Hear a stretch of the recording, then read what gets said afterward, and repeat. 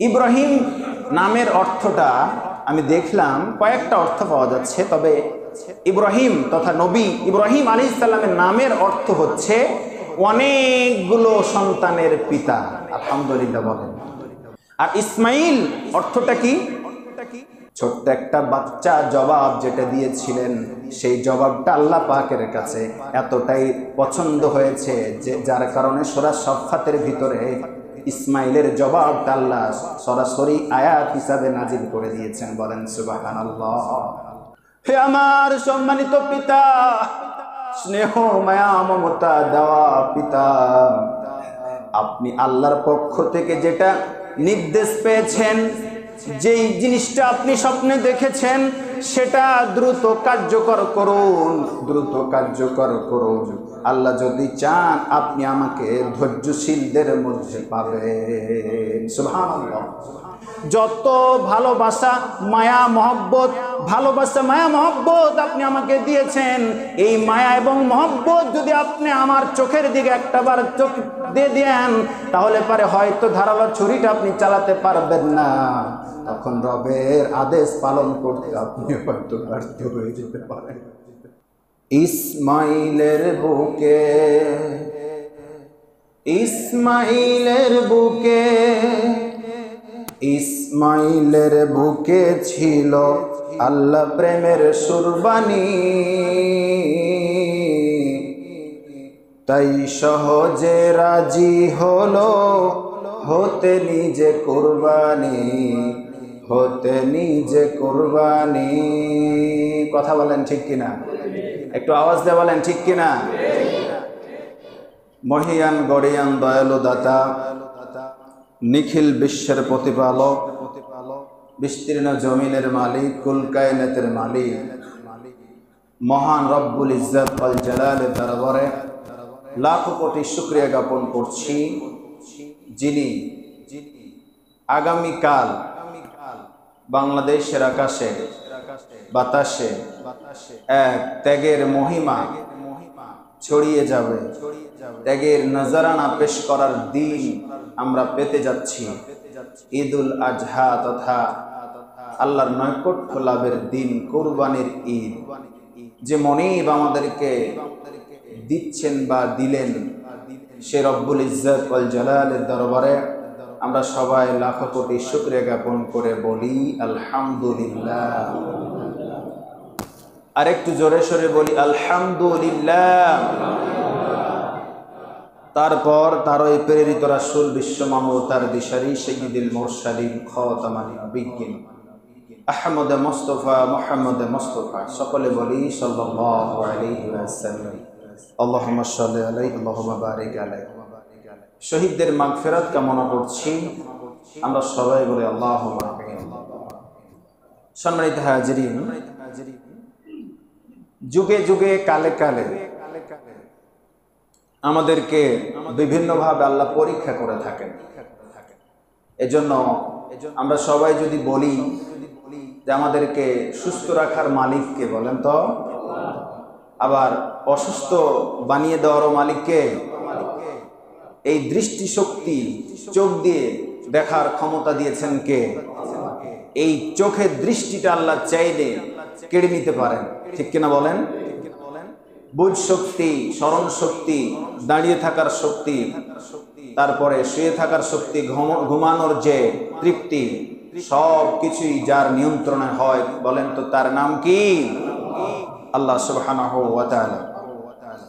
সম্মানিত হাজিরিন, আমাদের মাঝে মাঝে অনেক সময় অসুখ বিসুখ, বালা মুসিবত, তারপরে কষ্ট দিয়ে অনেক সময় আল্লাহ আমাদেরকে পরীক্ষা করেন। শুধু আমাদেরকে না, যুগে যুগে কালে কালে যত নবী পয়গম্বর এসেছিল তাদেরকেও অনেক পরীক্ষার সম্মুখীন হতে হয়েছে। আজকে আমরা আপনাদের সম্মুখে নবী ইব্রাহিম এবং ইসমাইল আলাইহিস সালামের যে ত্যাগ পরীক্ষা, সেই বিষয়টা আপনাদের সম্মুখে তুলে ধরার চেষ্টা করছি। আমরা ইব্রাহিম আলাইহিস সালামের জীবনীকে খুব সহজভাবেই যদি আলোচনা করতে হয়, তাহলে দুইটা পর্বে ভাগ করতে হবে। একটা হচ্ছে তার জন্ম থেকে তার বৃদ্ধর আগ পর্যন্ত, শেষ বয়সে উপনীত হওয়ার আগ পর্যন্ত এই সময়টুকুকে একটা ভাগ করলেও করা যেতে পারে।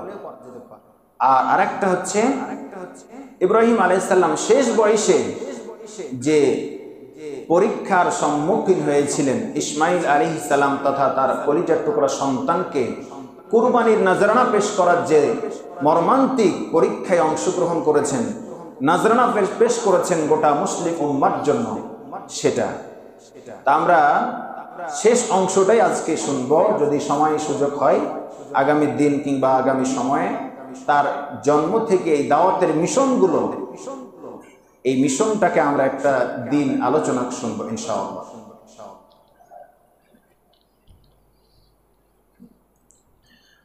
সম্মানিত হাজরিন, আমি আপনাদের সম্মুখে সূরা সফফাতের 100 এবং 101 নম্বর আয়াতটা তেলাওয়াত করেছি। এই আয়াতে কি বলেছেন তার কিছু সংক্ষিপ্ত কথা আজকে সময়ের দিকে লক্ষ্য রেখে শুনব। ইব্রাহিম আলাইহিস সালাম জন্মটাই হয়েছিল তার পরীক্ষার মধ্য দিয়ে, মুশরিকের ঘরে জন্ম নিয়েছেন। তাকে অনেক পেরেশানে পড়ে দিনের কাজ, দাওয়াতি কাজ তাকে চালিয়ে যেতে হয়েছে।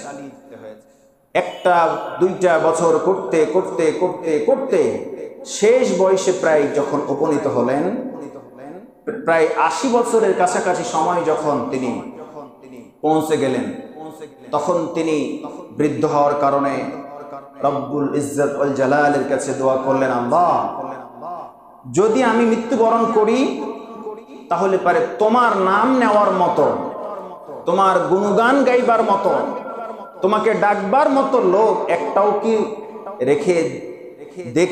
রেখে যেতে পারবো না। সেজন্য তুমি আমাকে একটা নেককার সন্তান দান করো, যেই সন্তানকে আমি লালন পালন করে তোমার তাওহীদের দাওয়াত, তোমার গুণগান, তোমার নাম, তোমার জিকির, প্রশংসা, তোমার দেওয়ার দায়িত্ব সঠিকভাবে পালন করতে পারে, এরকম একটা নিয়তে তিনি আল্লাহ পাকের কাছে দোয়া করলেন, রব্বি হাবলি মিনাস সালিহিন। জোরে বলেন সুবহানাল্লাহ।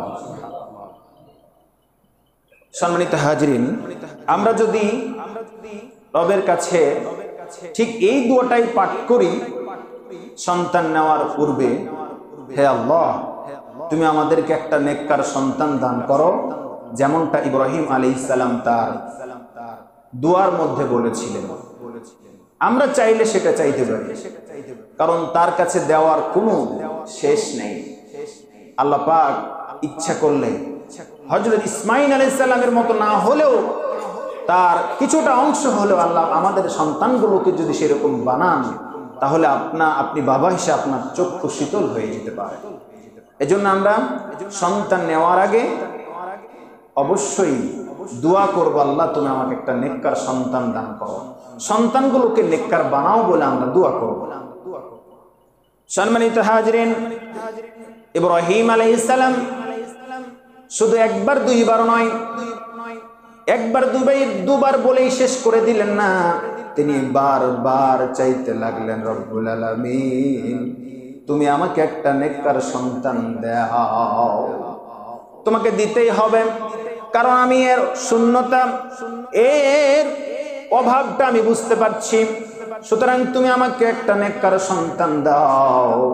এই বলে তিনি ইবাদত বান্দেগি যখনই বসেছিলেন ইবাদত বান্দেগি করেছেন, প্রায় সময়তে এই দোয়াটা তার বেশি বেশি ছিল, রব্বি হাবলি মিনাস সালিহিন। আয় আল্লাহ তুমি আমাকে একটা নেককার সন্তান দান করো, তুমি আমাকে একটা সালেহীন নেককার সন্তান দান করো, ধৈর্যশীল সন্তান দান করো। বারবার চাইতে চাইতে আল্লাহ পাকের আরশে আজিম খুশি হয়ে গেল। আল্লাহ রাব্বুল আলামিন বলেন, হে ইব্রাহিম ভালো করে শুনে নাও, ফাবাশশারনাহু বিগুলামিন হালিম। বলেন আল্লাহু আকবার। হে আমার পয়গম্বর ইব্রাহিম, তুমি আমার কাছে প্রার্থনা করেছো, আমি এই দোয়া কবুল করব না এমনটা নয়। তোমার চাওয়া পাওয়া আমি বুঝেছি, খুব শীঘ্রই তুমি একটা নেককার সলেহীন ধৈর্যশীল সন্তানের সুসংবাদ গ্রহণ করো, পাবে ইনশাআল্লাহ। সুবহানাল্লাহ। সম্মানিত হাজিরিন, ইব্রাহিম আলাইহিস সালামের প্রার্থনা আল্লাহ পাক কবুল করলেন। কবুল করার সঙ্গে সঙ্গে নেককার সন্তান একটা লাভ হবে, জন্মগ্রহণ করবে। ইতিমধ্যেই সংবাদটা পেয়ে নবী ইব্রাহিম আনন্দে উল্লাস বলতে তিনি সদা সর্বদা আল্লাহর প্রশংসা জ্ঞাপন করতে লাগলেন। রব্বুল আলামিন শুকরিয়া জ্ঞাপন করতে লাগলেন, প্রশংসা জ্ঞাপন করতে লাগলেন, বেশি বেশি আরো ইবাদত বান্দেগী করতে লাগলেন। তার আশা আকাঙ্ক্ষাটা পূরণ হয়েছে। এই জন্য সম্মানিত হাজিরিন, সন্তান জন্ম নিল, তার নামটা রেখে দিলেন ইসমাইল। জোরে বলেন আলহামদুলিল্লাহ।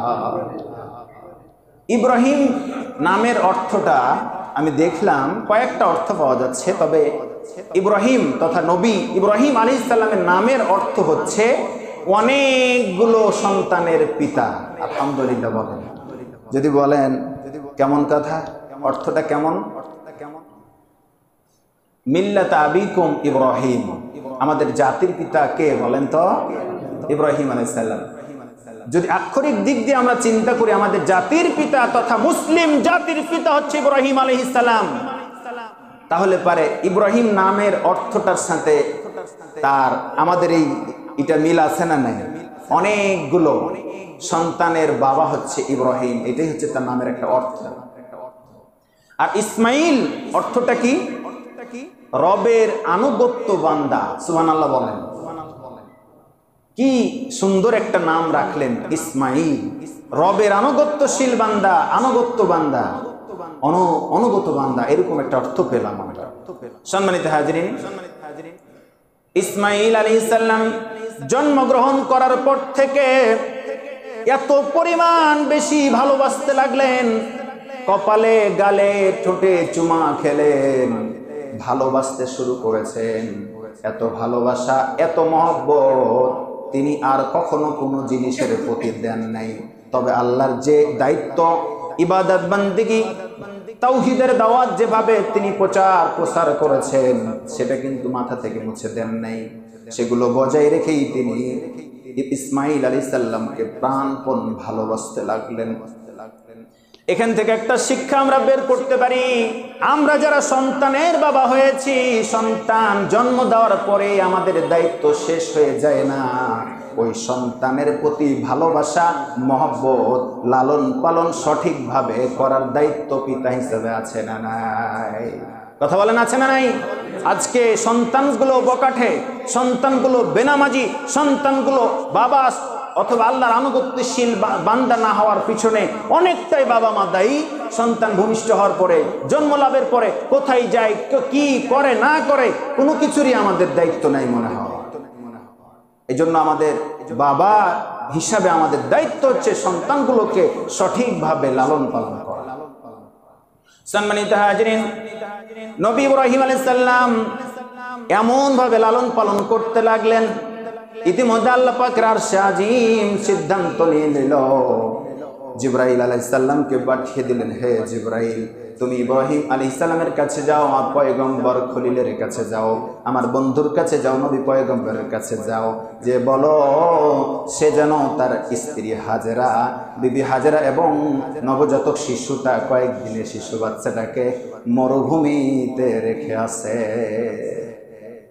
আল্লাহ পাকের হুকুম শোনা মাত্র স্ত্রীকে বললেন, ও বিবি হাজেরা, আমার প্রিয়তমা স্ত্রী, চলো আমার সঙ্গে। ছোট্ট শিশু বাচ্চাটাকে নিয়ে মরুভূমির পথে রওনা দিলেন।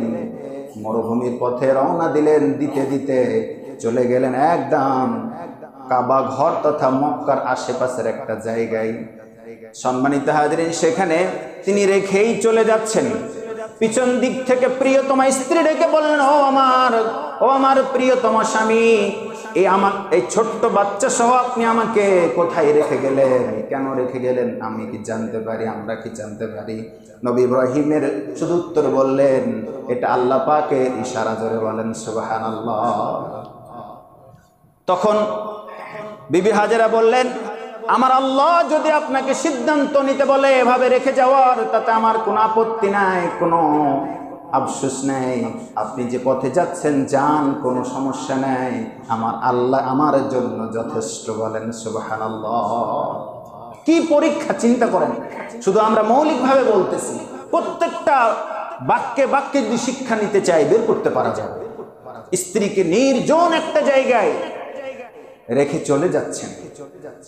কিছুক্ষণের মধ্যে তার কাছে একটা পেয়ালা ছিল পানির পেয়ালাটা মাত্র অল্প কিছু পানি ছিল।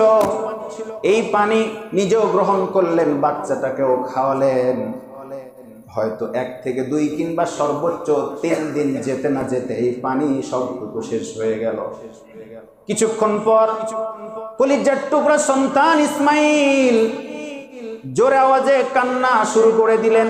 বুঝতে পারলেন মা হিসাবে তাকে পিপাসা পেয়েছে। মরুভূমি এলাকায় নাই কোনো গাছ, নাই কোনো ছায়া, কোনো কিছুই ছিল না তখন। এমন একটা জায়গায় তৃষ্ণার্ত কলিজার টুকরা সন্তানকে কি খাওয়াবে সেই মনে করে তিনি পানির সন্ধানে পাহাড়ি এলাকা, মরুভূমি এলাকার দিকে রওনা দৌড় দিলেন।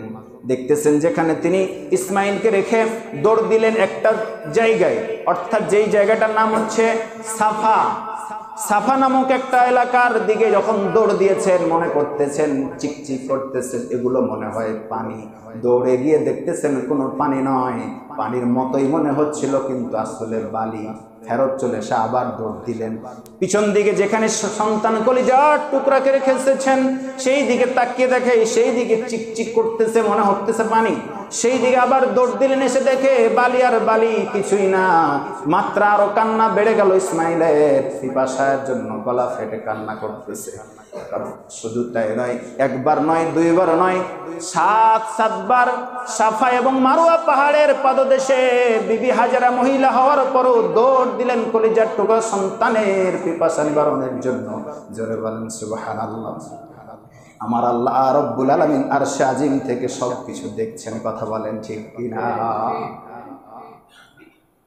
এবার 7 বার দৌড়াদৌড়ি করে যখন ব্যর্থ হলেন, পেলেন না, রব্বে কারীমের কাছে 2 হাত তুলে দোয়া করলেন, আল্লাহ আমার চোখের সামনে আমার কোলে আমার কলিজার টুকরা সন্তানটা পানির জন্য, পিপাসার জন্য ছটপট করে মারা যাবে, আমি সহ্য করতে পারবো না।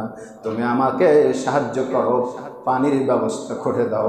ইতিমধ্যেই ইসমাইল ছোট্ট বাচ্চা পাটা লাফাতে শুরু করেছে। লাফাইতেই দেখা গেল পায়ের আঘাতে সুন্দর একটা পানির কূপ থেকে পানি বের হতেছে। জোরে বলেন সুবহানাল্লাহ। বিবি হাজারা আনন্দে খুশি হয়ে গেলেন, শুকরিয়া জ্ঞাপন করলেন, সেজদা দিলেন আল্লাহকে, আল্লাহ তোমার লাখো কোটি শুকরিয়া যে পানি পেলাম। কিন্তু সেই পানি তো আর বন্ধ হচ্ছে না।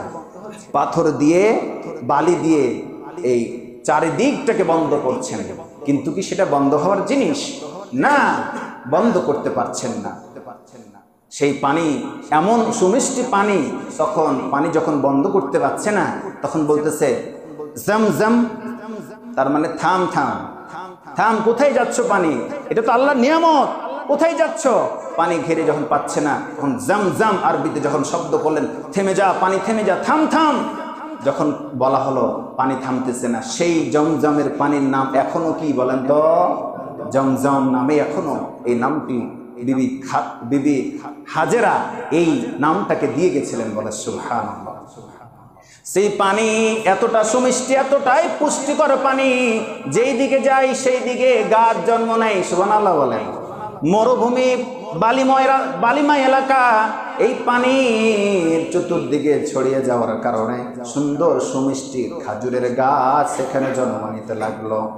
সম্মানিত হাজিরিন, শুধু তাই নয়, সেই দিক থেকে একটা কাফেলা যাচ্ছিল।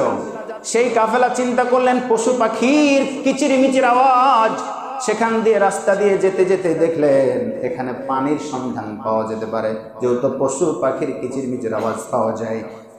তারা সবাই সেই দিক দিয়ে গেলেন। যেতে যেতে দেখতেছেন এখানে পানি, সুন্দর পানির কূপ থেকে পানি বের হচ্ছে।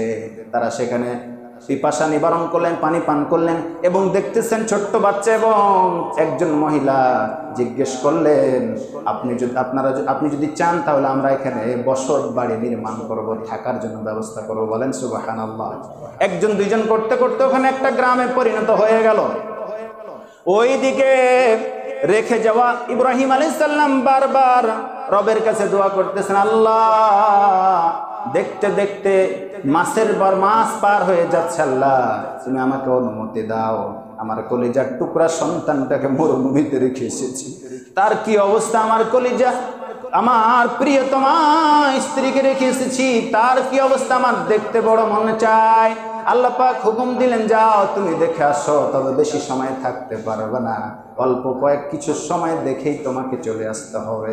কি পরীক্ষা চিন্তা করছেন? বছর খানেক পর আবার তিনি গেলেন, যে দেখতেছেন সেখানে কিছু বাড়ি ঘর নির্মাণ হয়েছে। কিছু সময় থাকার পর, অনেক লম্বা কথা, কিছু সময় থাকার পরে তিনি চলে গেলেন। আবার একটা পর্যায়ে গিয়ে আল্লাহ পাক সিদ্ধান্ত দিলেন, হে ইব্রাহিম আলাইহিস সালাম, রাত্রে ঘুমের ঘরে স্বপ্নে দেখতেছেন মরুভূমির পথে তিনি পড়ে আছেন, স্ত্রী হাজেরা কলিজার টুকরা সন্তান সেখানে পড়ে আছেন, তিনি তার জায়গায় আছেন আগের অবস্থানে। সেখানে স্বপ্নে দেখতেছেন, আপনি আপনার প্রিয় বস্তুটাকে আমি আল্লাহর রাস্তায় কুরবানি দাও। সুবহানাল্লাহ বলেন। প্রথম দিন তিনি প্রায় 100 দুম্বা জবাই করে দিলেন, কুরবানি দিলেন। সুবহানাল্লাহ বলেন। পরের দিন আবার স্বপ্নে দেখতেছেন, ও আমার খলিল ইব্রাহিম, তুমি তোমার প্রিয় বস্তুটা আমি আল্লাহর রাস্তায় উৎসর্গ করো, কুরবানি করো। সম্মানিত হাজিরিন, শুধু তাই নাই, পরের দিন আরো 100 উট আল্লাহর রাস্তায় কুরবানি দিলেন। কারণ যথেষ্ট পরিমাণে ধনাঢ্য নবীদের মধ্যে একজন নবী ছিলেন যার নাম ইব্রাহিম আলাইহিস সালাম। বলেন না সুবহানাল্লাহ। ইব্রাহিম আলাইহিস সালাম তৃতীয় দিন স্বপ্নে একই স্বপ্ন দেখলেন, ও ইব্রাহিম, তুমি তো তোমার প্রিয় সন্তানটাকে, প্রিয় বস্তুটাকে আমি আল্লাহর রাস্তায় কুরবানি দাও। এই মনে করে তিনি আর বুঝতে বাকি রইল না, শেষ বয়সে আমি যাকে সব চাইতে প্রিয় এবং ভালো মহব্বতের বস্তু হিসেবে জানি, তিনি আমার কলিজার টুকরা ইসমাইল। জোরে বলেন সুবহানাল্লাহ। আবার রওনা দিলেন, স্ত্রী এবং সন্তান যেখানে আছে সেখানে চলে গেলেন, যে বলতেছেন, ও আমার প্রিয়তমা, ওগো আমার প্রিয়তমা স্ত্রী, ইসমাইলকে একটু সাজুগুজু করিয়ে দাও, আমার রব হুকুম করেছে আমি একটা পরীক্ষায় অংশগ্রহণের জন্য যাব। বলেন সুবহানাল্লাহ। সম্মানিত হাজিরিন, ইব্রাহিম আলাইহিস সালামের কথা শোনা মাত্রই ইসমাইলকে সুগন্ধি মাখিয়ে, সুন্দর জামা পায়জামা পরিয়ে, টুপি পরিয়ে, সুন্দর করে পোশাক পরিধান করে সাজুগুজু করিয়ে দিলেন। আর বুকের গোড়াটা কেমন যেন ধপধপ করতে শুরু করেছে মা হিসাবে। অপরদিকে ইব্রাহিম আলাইহিস সালাম ব্যাগে ছুরি এবং রশি নিয়ে রেডি হয়ে গেছেন, যাবে একটা জায়গায় যার নাম মিনা প্রান্ত। রওনা দেওয়া শুরু করেছেন। বললেন, ও আমার স্বামী, প্রিয়তম স্বামী, আল্লাহ আপনাকে যে হুকুম দিয়েছেন সেটা পালন করতে আমি দোয়া করি আল্লাহ যেন কবুল করেন। সম্মানিত হাজিরিন, তিনি সেখান থেকে রওনা দিলেন। ইতিমধ্যে কিছু দূর যাওয়ার পরে শয়তান মানুষের সুরত ধরে, মানুষের আকৃতিতে হাজেরার কাছে চলে আসলেন। বলল, ও হাজেরা, তুমি তোমার কলিজার টুকরা সন্তানটাকে কোথায় পাঠালে তুমি কি জানো? ওই না তো আমি জানি না। তিনি বললেন, শয়তান বলতেছে, তোমার স্বামীর রব নাকি হুকুম করেছে তাকে কুরবানি করার, সেজন্য কুরবানি দিতে নিয়ে যাওয়া হচ্ছে। এখনো সময় আছে, তুমি যাও, দৌড়ে গিয়ে তাকে নিষেধ করো, একমাত্র তোমার কলিজার টুকরা সন্তানটাকে হত্যা করতে যাচ্ছে। নাউজুবিল্লাহ বলেন। বিবি হাজেরা টের পেলেন এটা শয়তান ছাড়া কিছু নয়। যদি শয়তান না হবে তাহলে কেন বলবে আমার স্বামীর রব? আমার স্বামীর রব যিনি, তোরও রব তিনি। কথা বলেন ঠিক কিনা? সুকৌশলে তিনি বুঝতে পারলেন, কারণ বিবি হাজেরা যেমন তেমন নারী ছিল না, তিনি আল্লাহর পক্ষ থেকে একজন সতী সাধবী নারী ছিলেন। ও মা বোনেরা আপনারাও আছেন, আপনাদেরকেও সেই রকম নারীদের জীবনী থেকে শিক্ষা নেওয়া দরকার আছে না নাই বলেন? ইব্রাহিম আলাইহিস সালামের স্ত্রী বললেন, ও হে শয়তান, তুমি শয়তান ছাড়া কেউ না, ভালো করে শুনে নাও, দুনিয়াতে এত সন্তান থাকতে আমার সন্তানকে আল্লাহ কুরবানি চেয়েছে, এর চাইতে সৌভাগ্য মা আর কেউ হতে পারে না। কথা বলেন ঠিক কিনা? যাক, কোনো আপত্তি নাই। চলে গেলেন রাস্তা মিনা প্রান্তরে চলে যাবেন, এমন সবাই শয়তান তো বসে থাকবে না, যারা এই ভালো কাজ করবে তাদের পাছে লাগবে। কথা বলেন ঠিক কিনা? পিছন পিছন শয়তান ইসমাইল আলাইহিস সালামকে ধরে ফেললেন, বললেন, হে ইসমাইল, তুমি কোথায় যাচ্ছ, তুমি কি জানো? কয়, না আমি জানি না। তোমার আব্বার হাতে ব্যাগের ভিতরে কি আছে তুমি কি তা জানো? বলে যে না আমি জানি না। তিনি বললেন, তোমাকে তোমার আব্বা মিনা প্রান্তরে কুরবানি করবার জন্য নিয়ে যাচ্ছে, আর তোমার আব্বার ব্যাগের ভিতরে ধারালো ছুরি এবং রশি রয়েছে, তোমাকে বেঁধে কুরবানি দিবে। সুতরাং তোমার এখনো সময়, তুমি পিছন দিক থেকে ভেগে যাও, চলে যাও। ইসমাইল আলাইহিস সালাম চিন্তা করলেন, তিনি বুঝতে পারেন নাই যে এটা শয়তান। পিতার সঙ্গে সঙ্গে দৌড়াদৌড়ির একটা বয়স উপনীত হয়েছে, মাঝে মাঝে দৌড়ায়, আবার আব্বার সঙ্গে হাত ধরে ধরে হাঁটে। কিন্তু ইসমাইল আলাইহিস সালাম বারবার তিনি আল্লাহর প্রেমে মুগ্ধ হয়ে গেছেন, কখন এই পরীক্ষা সফলতার সাথে দিবেন সেই জন্য তিনি ব্যাকুল। চিন্তা করলেন কত দ্রুত আমি যেতে পারি, কার্যকর করতে পারি কুরবানিটা, সেজন্য ব্যাকুল। হঠাৎ করে ইসমাইল আলাইহিস সালাম জোরে একটা দৌড় দিয়ে বাবার সামনে সামনে দাঁড়িয়ে গেছেন। বললেন, ও আমার আব্বা জান, আমাকে কোথায় নিয়ে যান, তাড়াতাড়ি আমাকে বলেন, আর আপনার ব্যাগের ভিতরে কি আছে এটা দেখতে চাই, জানতে চাই। ফালাম্মা বালাগা মাআহু সায়া, আল্লাহ পাক বলেন, যখন ইসমাইল দৌড়াদৌড়ির করার মতো বয়সে উপনীত হলো, মুফাসসিরগণ বলেন 7 থেকে 8 বছর, কারো মতে 12 থেকে 13 বছর বয়স, হাঁটা চলার বয়স যখন উপনীত হয়েছে, ইব্রাহিমের সঙ্গে বাবার সঙ্গে শুধুমাত্র হাঁটা চলার বয়স উপনীত হয়েছে, ঠিক ওই সময়ের কথা আল্লাহ রাব্বুল আলামিনকে ডেকে ডেকে ইব্রাহিম আলাইহিস সালাম বলেন, আল্লাহ, আমি স্ত্রীর নিকট থেকে সুকৌশলে মিথ্যা বলিনি, সুকৌশলে একটা জায়গায় যাব বলে চলে এলাম, এখন কলিজার টুকরা সন্তান আমার কাছে জানতে চাইছে কোথায় নিয়ে যাব তাকে, আমার ব্যাগের ভিতরে কি জানতে চাচ্ছে। আল্লাহ এখন যদি এই মুহূর্তে বলে দেয় তোমাকে কুরবানি দিতে নিয়ে যাচ্ছি, আর ব্যাগের ভিতরে ধারালো ছুরি এবং অস্ত্র আছে, কি বলে রশি আছে, সে কথা যদি জানতে পেরে পিছন দিক থেকে পালিয়ে যায়, রব আমার, মালিক আমার, আমি তো পরীক্ষায় অংশগ্রহণ করতে পারবো না, পরীক্ষায় ফেল বেড়ে যাব, কি বলবো নিরুপায় হয়ে। আর সাজিমের দিকে তিনি তাকিয়ে থাকলে আল্লাহর কাছে সাহায্য চাইলেন, আল্লাহ তুমি আমাকে বলো কি বলবো। বলতে দেরি নয়, বলতে দেরি হলো, ওহি আসতে দেরি হলো না। জিবরাইল আলাইহিস সালাম চলে আসলেন, হাজির হয়ে বললেন, ওগো আল্লাহর নবী ইব্রাহিম, আপনি কোনো দুশ্চিন্তা করবেন না, আপনি পেরেশান বোধ করবেন না, চিন্তা করবেন না, আপনি যেটা করতে চান সেটা ইসমাইলের সামনে বলুন, বাকিটা আল্লাহ দেখবেন। বলেন সুবহানাল্লাহ। সাথে সাথেই কলিজার টুকরা সন্তানকে বুকে জড়িয়ে নিয়ে বললেন, ক্বালা ইয়া বুনাইয়া ইন্নী আরা ফিল মানামি আন্নী আযবাহুকা ফানজুর মাযা তারা। বলেন আল্লাহু আকবার।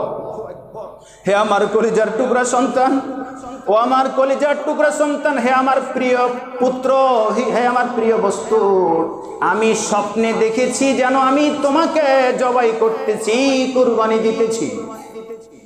তোমার কি কোনো দ্বিমত আছে বাবা? তোমার মতামতটা কি বলো? এর ব্যাপারে তোমার কি কোনো দ্বিমত আছে? তোমার মতামতটা কি বলো? আল্লাহ রাব্বুল আলামিন সেই সন্তানটা কত ধৈর্যশীল দিয়েছিলেন, কতটা সলেহীন বানিয়েছিলেন। ছোট্ট একটা বাচ্চা জবাব যেটা দিয়েছিলেন, সেই জবাবটা আল্লাহ পাকের কাছে এতটাই পছন্দ হয়েছে যে যার কারণে সূরা সাফফাতের ভিতরে ইসমাইলের জবাবটা আল্লাহ সরাসরি আয়াত হিসাবে নাজিল করে দিয়েছেন। বলেন সুবহানাল্লাহ। কলিজার টুকরা সন্তান ইসমাইল বলল, ক্বালা ইয়া আবাতি ফাল মা তুমারু সাতাজিদুনি ইনশাআল্লাহু মিনাস সাবিরিন।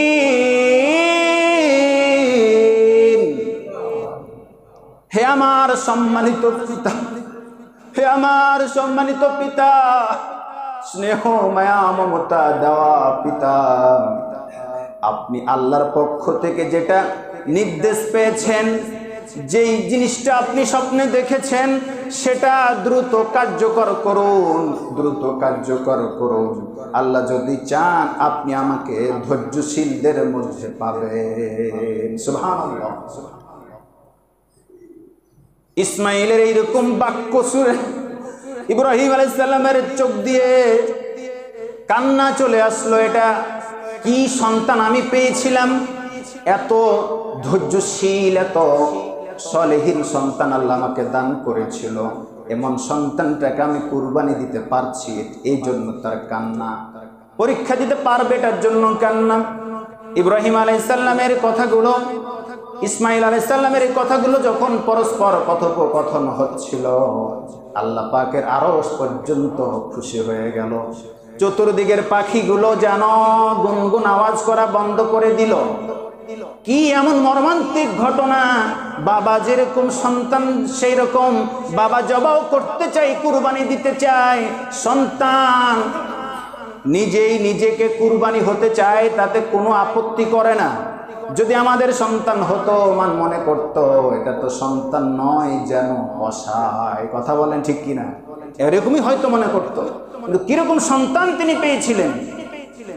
সম্মানিত হাজিরিন, শুধু তাই নয়, এক কদম দুই কদম করতে করতে যখন তিনি মিনা প্রান্তরে চলে গেলেন, মিনা প্রান্তরে যাওয়ার পরে এখন জবাই করবেন, জবাই করবেন, সব প্রস্তুতি কমপ্লিট।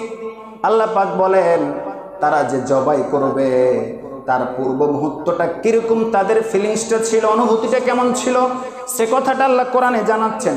ফালাম্মা আসলামা ওয়া তাল্লাহু লিল জাবিন। আল্লাহু আকবার।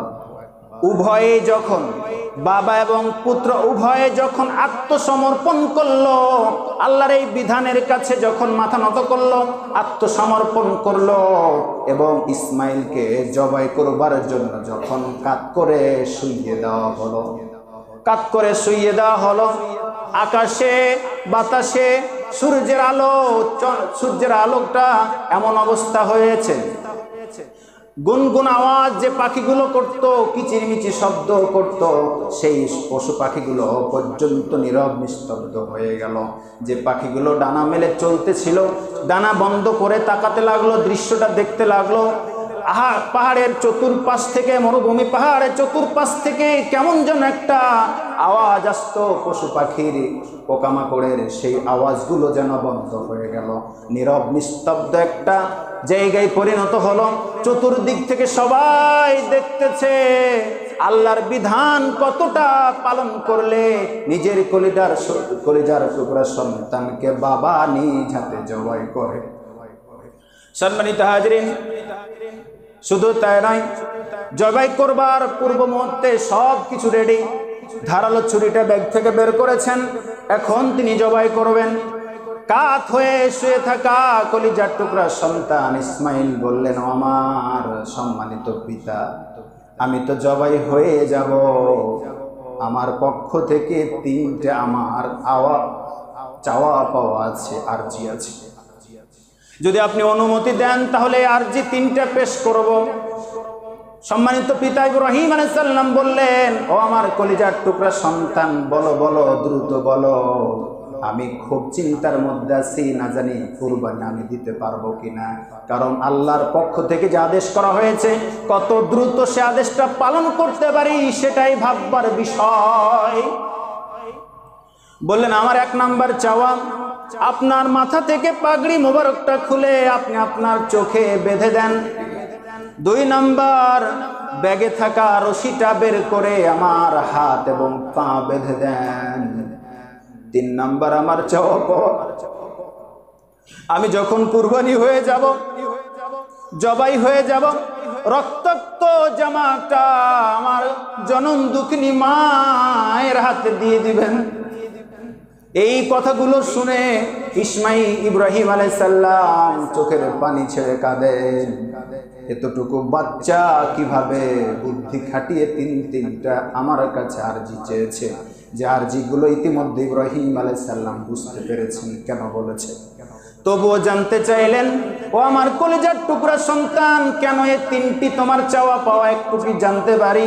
বললেন, আমার আব্বাজান, আমার প্রথম চাওয়া পাওয়া হলো আপনার পাগড়ি মোবারকটা আপনার চোখে বেঁধে দিবেন, এই জন্য যে যেই দিন থেকে আমার জন্ম হয়েছে সেই দিন থেকে ঠিক এই বয়স পর্যন্ত আপনার যত কষ্ট হয়েছে সব কষ্ট সয়েছেন, কিন্তু আপনি আমাকে কষ্ট দেন নাই।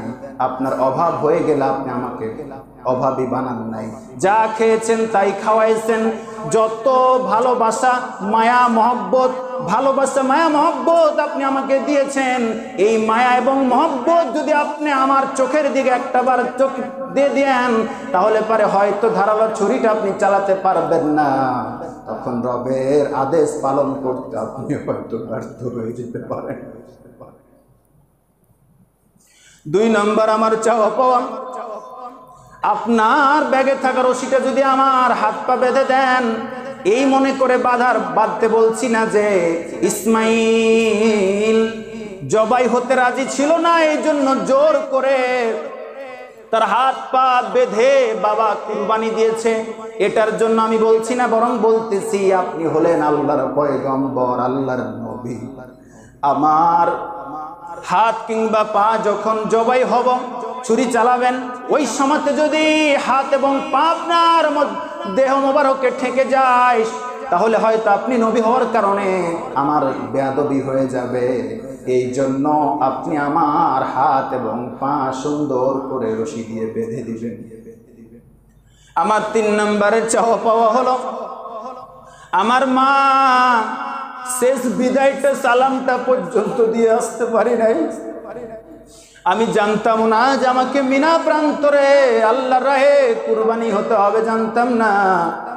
বারবার মায়ের কথা মনে পড়ে।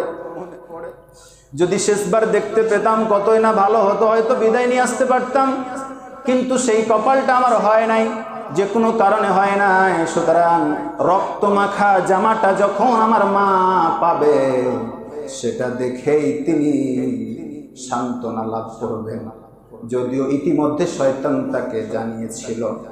সম্মানিত হাজিরিন, ইসমাইলের এই কথাগুলো শুনতেছিলেন বাবা, দর দর করে চোখ দিয়ে পানি ঝরতেছিল। মুহূর্তের মধ্যেই তিনি পাগড়ি খুলে চোখে বেঁধে দিলেন, রশি দিয়ে হাত এবং পা বেঁধে দিলেন। ধারালো ছুরি বের করে বিসমিল্লাহ আল্লাহু আকবার বলে এখন গলা কাটতে যাবেন, কুরবানি করতে যাবেন। বিসমিল্লাহ আল্লাহু আকবার বলে যখন সমস্ত শক্তি দিয়ে চাপ দিয়েছেন কুরবানি করবার জন্য, গলা কাটবার জন্য, কিন্তু গলাটা কাটতেছে না। আল্লাহকে বলেন, আল্লাহ তোমার কাছে মাফ চাই, ক্ষমা চাই, আমি কি পরীক্ষায় উত্তীর্ণ হতে পারবো না। আবারও দ্বিতীয়বার প্রচন্ড শক্তি দিয়ে আবার বিসমিল্লাহ আল্লাহু আকবার বলে ছুরিটা চালাতেছিলেন, আবার তিনি ব্যর্থ হয়ে গেলেন। এত জোরে শক্তি দিয়ে গলা কাটতেছেন, কিন্তু কাটতেছে না, যেন পাথরের মতো শক্ত হয়ে গেছে ইসমাইলের গলাটা। তিনি চিন্তা করলেন, আল্লাহ তোমার কাছে কি আমি ব্যর্থ হয়ে গেলাম? এই মনে করে তিনি তার ছুরিটা দূরে একটা পাথর দিকে নিক্ষেপ করেছেন। পাথরের দিকে নিক্ষেপ করে দেখলেন তার ধারালো ছুরির আঘাতে পাথরটা দ্বিখণ্ডিত হয়ে গেল। ছুরিকে লক্ষ্য করে বলতেছে, এই ছুরি ধারালো ছুরি, কি ব্যাপার? পাথর কেটে 2 টুকরা হয়ে যায় তোর আঘাতে, আর আমি সামান্য ইসমাইলের গলাটাই কাটতে পারছি না, কারণটা কি? আবার দৌড়ে গিয়ে সেখান থেকে কুড়ায় নিয়ে ছুরিটা আবার বিসমিল্লাহ আল্লাহু আকবার বলে প্রচন্ড বেগে শক্তি দিয়ে আল্লাহ নাম নিয়ে যখন জবাই করবার উদ্দেশ্যে চাপ দিয়েছেন, সঙ্গে সঙ্গে ফিনকি দিয়ে রক্ত বের হয়ে আসলো। বলেন সুবহানাল্লাহ। চোখ দুটো পাগড়ি মোবারক দিয়ে ঢাকা, পাগড়ি মোবারক দিয়ে ঢাকা অবস্থায় আল্লাহর কাছে দোয়া করছেন, আল্লাহ তোমার লাখো কোটি শুকরিয়া আলহামদুলিল্লাহ যে আমি আমার কলিজার টুকরা সন্তান প্রিয় বস্তু ইসমাইলকে তোমার কাছে উৎসর্গ করতে পারলাম, কুরবানি দিতে পারলাম। এবার তিনি চোখ থেকে পাগড়ি মোবারক খুলে দেখতেছেন পাশেই দাঁড়িয়ে আছে ইসমাইল এবং দাঁড়িয়ে আছেন জিবরাইল আলাইহিস সালাম, আর একটা দুম্বা জবাই হয়ে গেছে। বলেন সুবহানাল্লাহ। সম্মানিত হাজিরিন, জিবরাইল আলাইহিস সালামকে দেখে বলেন, ও ভাই জিবরাইল, এই মুহূর্তে আপনি কেন এখানে? কি থেকে কি ঘটে গেল?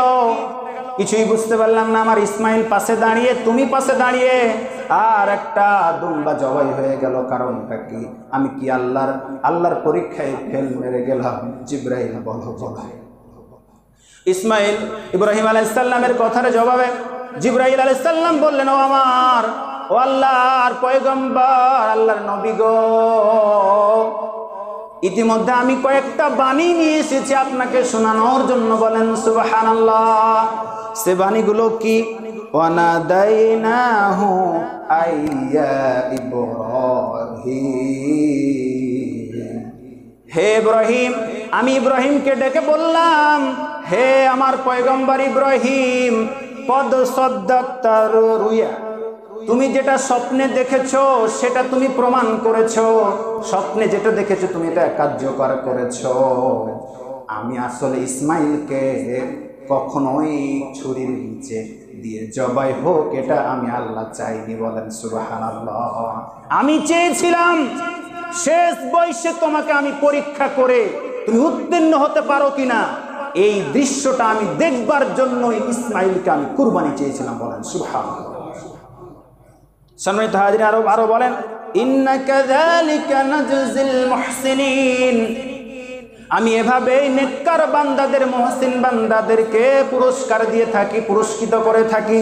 শুধু তাই না, ওয়াফাদাইনাহু বিযিবহিল আযীম, আমি দেখলাম বারবার তুমি চেষ্টা করতেছো ইসমাইলের গলা কাটার জন্য। আসলে তো আমি চাইনি ইসমাইলের গলা কাটো, এজন্য আমি ইসমাইলের গলাটা পাথরের মতো শক্ত করে দিয়েছিলাম। বলেন সুবহানাল্লাহ। তারপরও দেখতেছি যে যতক্ষণ তুমি গলা কেটে না দিতে পারছো তুমি তৃপ্তি পাবা না, তোমার মনে সান্ত্বনা আসবে না। এই জন্য আমি জিবরাইলকে দিয়ে বেহেশত থেকে একটা দুম্বা দিয়ে পাঠালাম। ইসমাইলকে সরিয়ে দিয়ে বেহেশতি দুম্বা আমি তোমার ছুরির তলে দিয়ে জবাই করার ব্যবস্থা করেছি। বলেন সুবহানাল্লাহ। ওয়াফাদাইনাহু বিযিবহিল আযীম, আমি আমার পক্ষ থেকে জন্তু পাঠিয়ে তুমি সেটাকে জবাই করলা। হে ইব্রাহিম, তোমার বাপ বেটা ইসমাইল আর ইব্রাহিম তথা তোমরা বাপ সন্তানের যে ইতিহাস, এই নজিরটা আমি আল্লাহ পাকের কাছে এতটাই ভালো লাগলো যাতে করে কিয়ামত পর্যন্ত এই নিয়ম এবং বিধানটা থাকে। তোমার সন্তানেরা যেন সঠিকভাবে এই কুরবানির বিষয়টা স্মরণ রাখতে পারে, এই জন্য আমি এই নিয়ম, এই বিধানটা কিয়ামত পর্যন্ত রেখে দিলাম। বলেন সুবহানাল্লাহ। আল্লাহ পাক বলেন, ওয়া তারাকনা আলাইহি ফিল আখিরিন, এই নিয়ম, এই বিধান আমি কিয়ামত পর্যন্ত রেখে দিলাম। সালামুন আলা ইব্রাহিম, অনেক কষ্ট করেছে আমার পয়গম্বর ইব্রাহিম, এখন তোমার উপরে শান্তি বর্ষিত হোক, তোমার উপরে করুণা দয়া বর্ষিত হোক। কাযালিকা নাজজিল মুহসিনিন, টেনশনের কারণ নাই, তুমি সব পরীক্ষায় পাস করেছো, আর আমি মুহসিন বান্দাদেরকে এভাবেই পুরস্কার দিয়ে থাকি, করে থাকি। বলেন সুবহানাল্লাহ। ইব্রাহিম এবং ইসমাইলের এই দৃশ্যটা এত আল্লাহ পাকের কাছে ভালো লেগেছে, এই জন্য আজীবনের জন্য কিয়ামত পর্যন্ত এই নিয়ম বিধানটা আমাদের জন্য আল্লাহ রেখে দিয়েছেন।